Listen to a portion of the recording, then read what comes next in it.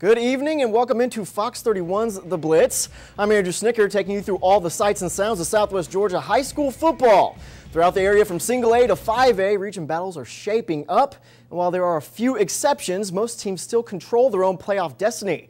Every region win goes a long way to playing through November. So that's where we're going to start tonight, a regional showdown in Cairo between the Syrup Makers and the Worth County Rams in our Genia K. Tupper Game of the Week.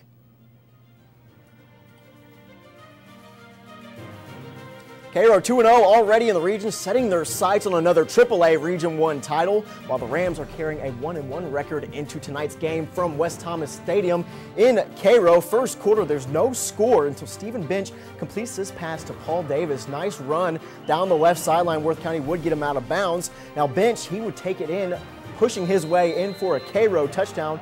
The extra point was no good on that, but Cairo still led 6-0.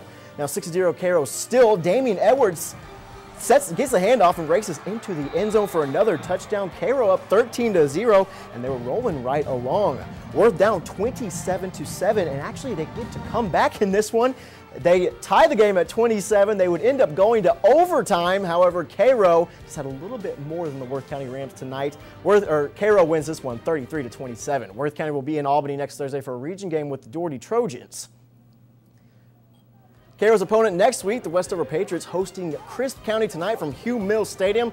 This is an important AAA Region 1 game for the Patriots and their playoff hopes. Westover is 1-1 in the region's. Cougars are 2-0. The Patriots, they scored first up 8-0. Now this is in the second quarter. This was a defensive struggle. Shannon Sanders, the fullback for Westover, he has a nice run there, but it doesn't amount to much. And then this is Chris Green, the big old defensive lineman, number 74 for Westover, swallowing up the crisp running back. Still 8-0. 8 seconds left in the half when punter Terry Wiley was a bad snap. He can't handle it. There's confusion going on there. The refs say the time has run out, and then they change their mind and say they put a second back on the clock, giving Crisp County a chance in good field position. But Kerry Bird, number 81, he fights off a block and saves the half with the sack of Trevor Sheely. Westover would add 2 more touchdowns in this game, and they beat Crisp County, a big one for the Patriots. They win this one 20-6. Pat's hosting Cairo next week, while the Cougars get Monroe in Cordele. America's Sumter, another team aiming at a repeat trip to the playoffs. The Panthers lost last week in a 1-point game to Crisp County, 8-7. Could reach 3-1 in the region with a win at home tonight against Doherty, and it started out well for America's Sumter. This is in the second quarter. Doherty quarterback Willie Jones lobs one up to Martinez Reese, and Reese works his way down the sideline, spinning off some tackles. It looks like a touchdown, however, refs would have to call it back on a hold. It didn't take long, however, for Americus to score again, though. This is 17-0 already, Americus, and then Bryce Benton, the quarterback, number 10, finds Jonathan Thomas, and Thomas, well, he goes across the yard and in for a score, making the score 23-0. But Americus, they weren't done just yet. They decided they want to go for a 2-point conversion as well. And here's Bryce Benton hitting Tyran Goober for the 2-point conversion, making that score 25-0. And it just got worse from there. Americus wins this one 41-6. The Panthers off the schedule next week, while Doherty has the Thursday night game, Hugh Mills matchup in Albany against Worth County. Lee County is undefeated at home this season at 4-0. It's been the road where the Trojans have struggled. The team in Columbus tonight looking for their first win away from the Trojan field. Lee County 0-2 so far as the visitors facing the Hardaway Golden Hawks, and hey, it was homecoming. They are completely defeated this season with an 0-6 record, but Hardaway had some fight tonight from Connett Stadium. They start out white hot. It was 26-0 Hardaway leading, and James Triplett scores the Hardaway touchdown there, just adding on to the pain. But Lee County, well, they would respond in this one.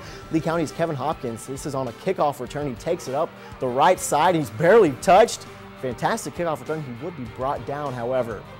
Next up, Kenneth Hurley, the running back. He's got a decent run going here. It's a little pitch out to the left, and Kenneth Hurley's got some room. He's running it, taking it to the left side, being the workhorse for the Lee County Trojans, not passing the ball as much in this one. And then Kenneth Hurley again, he would get it again in that same sort of play. He was able to score on that one. Lee County gets on the board. Trojans, they weren't done just yet. Thomas Wright, usually a defender, he wants to go for the 2-point conversion. Hey, he's powerful right there. He fights off some tacklers, gets into the end zone for a 2-point conversion. However, this one was exciting all the way down to the end. Lee County battles back, but they were unable to win this one. Hardaway wins in Columbus 45-43. The Trojans have another tough one next week at the Jackets Nest against Thomas County Central.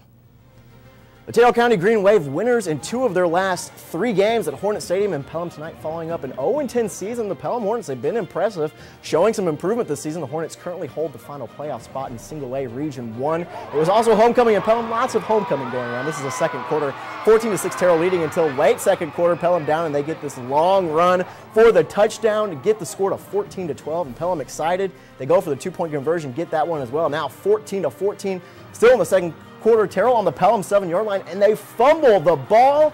Look at that. Pelham, the Hornets defense, taking it all the way back for the long touchdown score. It was 21-14 Pelham at the half, and Pelham just manages to hold on. Impressive season for the Hornets. They win this one 28-20. Terrell County on the road again next week against Stewart County.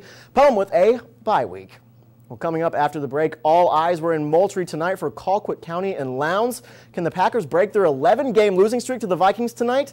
Lowndes has been giving up their winning streaks recently. Highlights are coming up next on The Blitz.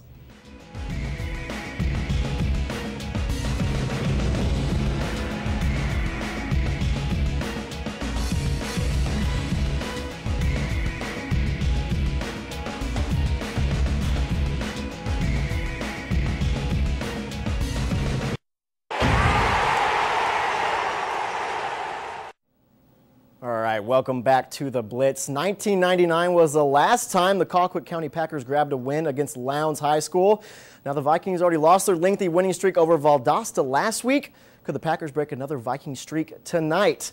Lots of attention in Moultrie this evening. With a win, the Packers move closer to the 5A Region 1 title, while Lowndes is looking at 0-2 start if they lose tonight to Colquitt.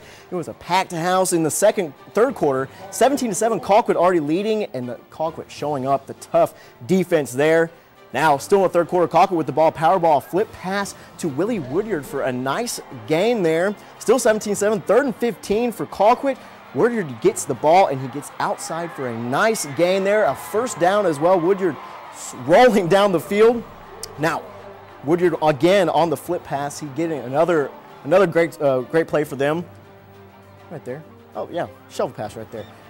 The Packers would go on to score on that drive. Colquitt just too much for Lowndes tonight. They absolutely dominate the Vikings. Final score 34-7. Colquitt has the week off next week, while Lowndes will be hosting Coffee. Deerfield Windsor at Webb Memorial Stadium tonight, getting tuned up for another lengthy run in the GISA playoffs. And hey, what do you know, it was homecoming again. Hosting the winless Trinity Christian Crusaders, and well, Deerfield showed it off the bat. First quarter, first possession. This is Karan McLean getting to the corner out from outside the 15-yard line. That would be a quick touchdown for the Deerfield Windsor tonight, 2 minutes into the game. Now, next possession for Deerfield. This is Dallas Margison on the 47-yard touchdown pass to Davis Hines.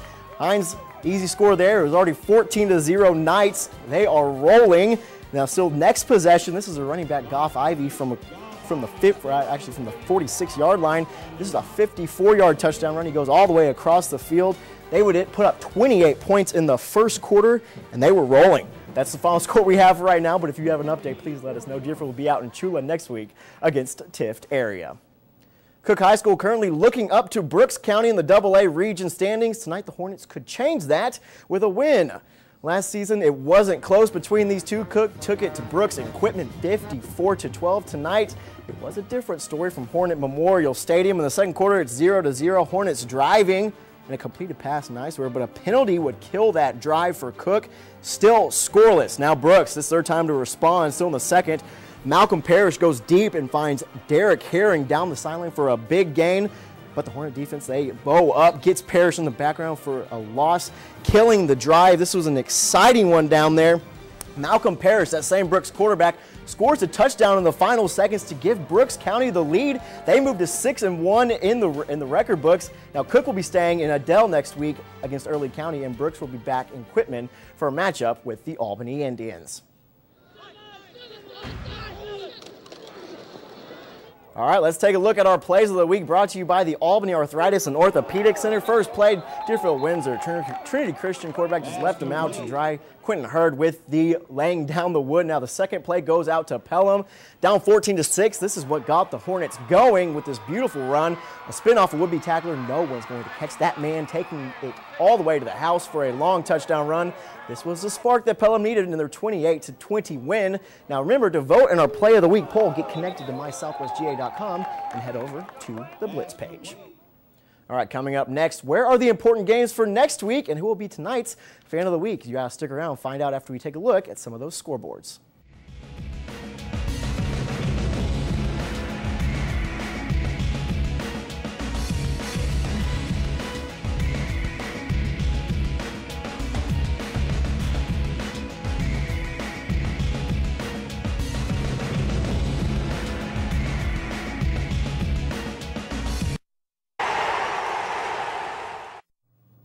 All right, welcome back to the Blitz. The Week 9 slate of games is just about finished, so let's take a peek at Week 10, why don't we, and the upcoming options for the Blitz Game of the Week. A lot of important AAA action throughout Southwest Georgia, plus Lee County traveling to Thomas County Central. That should be a fun one for the Trojans. Remember, you decide which of these games will be our Game of the Week for next Friday. Vote for your game of preference on the Blitz page of mysouthwestga.com.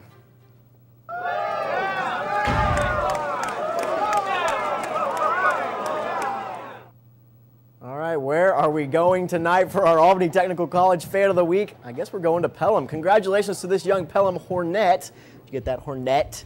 I thought it worked well. She definitely portrayed enough energy for her Pelham football team. She leads those Hornets to a 28-20 win over Terrell County.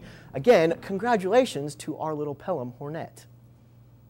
All right, now remember to get connected at mysouthwestga.com for all of your news and weather. Congratulations to all those homecoming kings and queens out there, and also congratulations to all our Friday night winners. Now remember also to click on the Blitz tab for all of your high school football coverage. That's about all the time we have on the show tonight. Same time, same place next Friday night at 10:45. For all the gang involved in this one, thanks for watching the Blitz. Now stay tuned for Excused.